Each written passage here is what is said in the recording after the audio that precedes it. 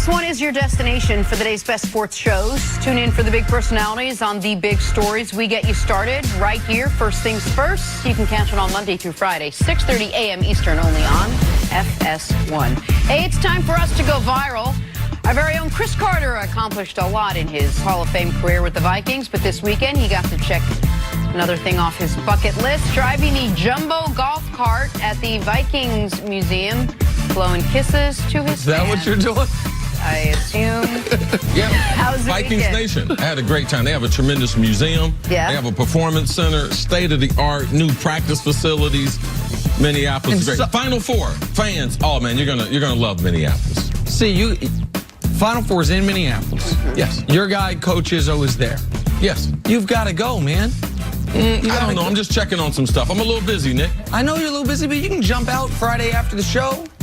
You know something? I don't have the leisure of getting sick like Jenna or taking Fridays off like you. You know what I'm Okay, saying? first of all, I've not been sick at all this year. I used to have this thing, Not people said I once. wasn't dependable, so now I just try to be the most dependable at my job. You know, just normal, just basics when you wake up. Not real big goals, just little goals. Okay. Yeah, I might go. One day off. Okay, there it is. There it is. There it is. I was waiting for it. He ain't paying himself into this corner. I was trying to have a couple of spicy comments so I can get fired by Friday. Stories to start your morning, Bite Your Tongue, sponsored by Gillette Clear Gel. The Eagles' newest edition had a pretty bold proclamation for Carson Wentz and the rest of Philadelphia. Deshaun Jackson said, "We are chasing jewelry." See, expect the Eagles to compete for the Super Bowl next season? Oh, Deshaun will have some jewelry on. I mean, he wears a lot of jewelry. Nice jewelry. But D-Jack, slow down, bro.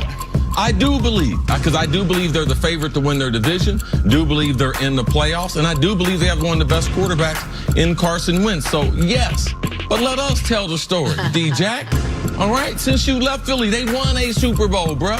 Let's just small goals to start out. He's going to play a big part in them trying to get back there, though. The Eagles are in a good position, I believe, because there's two divisions in the NFC this year that preliminarily it looks like there's only two teams that are realistic candidates for. It's the NFC East with the Cowboys and the Eagles, and the NFC West with the Rams and the Saints. I'm sorry, the Rams and the Seahawks. So there's other divisions you could kind of list them 1 through 4 in any area. So I like the Eagles in that regard, and I like what Howie Roseman's doing as far as keeping his foot on the gas after the Super Bowl, continuing to trade future draft picks to players help them right now. But let's see how healthy Carson Wentz is, because they don't have the backup quarterback they used to have in Philadelphia anymore. All right, to the 49ers now. Jimmy G missed almost all of last season after he tore his ACL, but head coach Kyle Shanahan said Jimmy Garoppolo should be full go at training camp, and he looks like he could play now. See, what do you expect from Jimmy G and the Niners next year? It's an important year for Jimmy G. I would like the fact if they still add another wideout. Their tight end, George Kittle, one of the special, one of the guys doesn't get enough publicity there in San Francisco, but this is an important year for a young quarterback. It's kind of that, I'm going to stop hoping type year, and he established himself as one of the better quarterbacks we have in the league now. They say they think he's going to be a full go at training camp. I want to see if he can be a full go for the full season. That's the first question mark for Jimmy G. The first checkpoint he needs to get to is play 16 games. Play 10 games would be almost double his career high up to this point, and then see how productive he is over a full schedule. Jimmy G has been a really nice idea as a franchise quarterback for a few years now. That idea needs to come into actuality this season. Yeah, a lot of pressure on him and this organization. Yeah. It's time to get some wins. Year 3 of those 6-year deals for the coach and GM. Moving on, big game last night. The phenom freshman Zion and Duke taking on Michigan State. Jump to the end here, 35 seconds. Kenny Goins drills this to put Michigan State up 2. Less than 10 seconds to go. R.J. Barrett fouled on the inbounds play. Duke still down 2. Barrett misses the first free throw. He should have made that. Made the second free throw. Should have missed that. Spartans looking to just run out the clock at this point, and they do it. The #1 overall seed, Duke, out of the tournament. Here's Coach Mike Krzyzewski after the loss. These guys have been an incredible group for me to coach, especially at this time in my career, to be around a group that you love being around every day, that have accomplished so much, and really have been had the lead the whole year, with attention and schedule and everything else, and they've handled things so beautifully, and I feel bad for them. they're deserving of like special things, and they have had a special year. But this, not going to the Final Four, obviously, is a huge disappointment for them. Coach K almost on the verge of crying there. All right, Nick, with Duke's loss, there are 0 one-and-done players now in the Final Four. What does the loss say about teams that rely on them, that rely on the one-and-dones to win the tournament? Well, it's not just Duke's loss, it's Kentucky's loss, and it's really the last 4 years of NCAA tournaments now. We're not going to have 4 straight champions that are not one-and-done laden at all.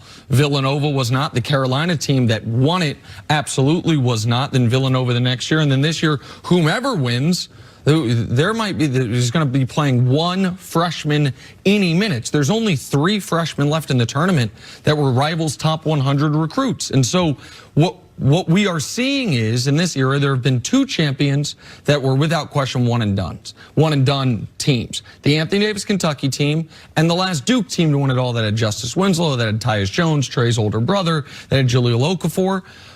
The most talented team is not necessarily the best team for March success. And for me, it presents a really interesting dynamic each and every tournament, which is now the Duke example is the most extreme, where you have the top 3 recruits in the country, the #1 pick and 2 other potential top 5, top 6 picks. But you have these 19-year-old phenoms going up against 21 and 22-year-olds who have been in this situation before. That is the situation Virginia has. Purdue had it as well, by the way, and one of the reasons they played as well as they did. Tech has it. Their best player is a sophomore. And so it's not that you can't win a championship with one-and-done players. We know you can, but you're not going to be as big of a favorite as the talent and as the rivals rankings would make you think, because there's also a big difference not only in experience but in ability when a player's 19 and when a player's 21, when a player's had 6 months of collegiate coaching versus 3 years of collegiate coaching. Even if it's a phenom player. Absolutely, because it's not like any of these guys playing for any of these big-time schools are bad players. They were all the best player on their high school team, and now they've had 2 or 3 or 4 years of elite-level coaching. And it's a big difference than what you're seeing from a team like Duke this year. Yeah, people get consumed with just talent. People get consumed with the rankings because that's just the way we do. But really involved in sports is a skill level. And what you see is the one and done, it's about talent, and their skills haven't been developed. So not only the body has matured more, but when I've been in a program 4 to 5 years. You got Kenny Goings, who hits the big bucket, running the out-of-bounds play for Michigan State. He's been there 5 years and knocks down the biggest shot of their season. So it's not only the age that they're battling, but they dribble better. They shoot the ball better. They got better free throws. They do a better job at the pick and roll. And they absolutely, positively play better defense than younger players. So I know in being good friends with Coach Cal there at Kentucky, he realizes what he's up against when the one and done, because no one does it better than him. And there's a lot of connectiveness that goes into sports and into basketball that you can't connect in only 1 year, because the amount of sacrifice that certain players are making is not the same as a young player. So as much as Zion and them were disappointed last night, man, they getting ready to go on a whirlwind tour. They getting ready to get interviewed by NBA coaches. Now, other guys who that might have been their last basketball game, like, it's totally different. So it's hard to get the buy-in of a 3rd-year junior, 4th-year senior, 5th-year senior, where they have everything. You saw Gonzaga, the kid who made the fatal, where he got the technical foul for touching the ball on the inbounds. You see, he said, I got real life issues.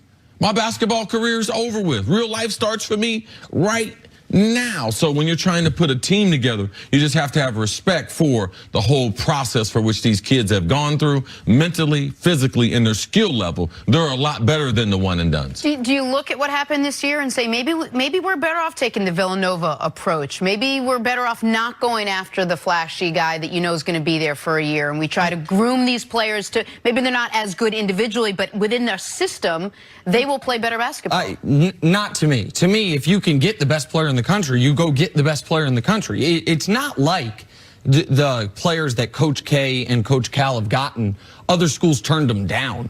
It's not like Jay Wright was like, you know what, I'd rather you not play here because you're only going to be here for But Jay Wright and Michigan State and some of these other schools that are just right under you know, the Kentuckys and the North Carolina and Duke, more so Duke and Kentucky, they're not getting the same kid. They're not going after that same kid. They're not prioritizing those guys. They're not building their recruiting cycle around getting those guys. But I also think it's part of it's because they know they're probably not going to get them. Coach Cal has perfected it. Coach K over the last few years has done it at as high of a level, if not higher, as far as what the rankings say. But it's just two different ways to build a team. One is going to be constant turnover. The other is building to something greater over the course of a 3 or 4 year cycle. Coach K's been forced into this.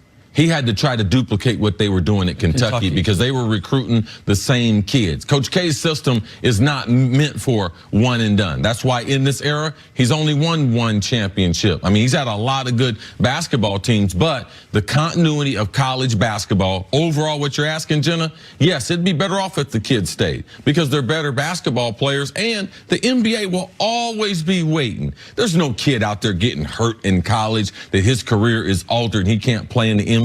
So, yes, I believe that if they stayed in school, ultimately we get a better product. And it's going to be really interesting when this rule goes away in a few years to see the teams that have built it around one and dones, how they adjust. Because now the best of the best are gone, and now it will be about what Izzo and Jay Wright and others have done as far as building something sustainable with players that are going to be there at least 2 or 3 seasons. All right, good stuff. Take a break. Coming up, does LeBron